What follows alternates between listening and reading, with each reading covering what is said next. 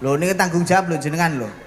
Nek ndek cilik senengane disangoni bareng gede kok blas. Ndereke wong tuwek ora ngerti ning bocah. Oh nggih, iku lho iso disangoni. Lah putune sampean napa putu? Lali sepurane. Iki lho amplopku. Tampani. Oh, mbak kirune apian. Di kosong. Isenono nggo aku.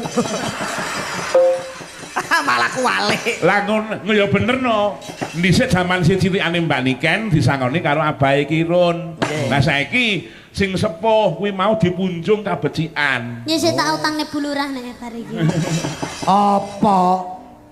Wong bulurah petok aku meneng ae kok.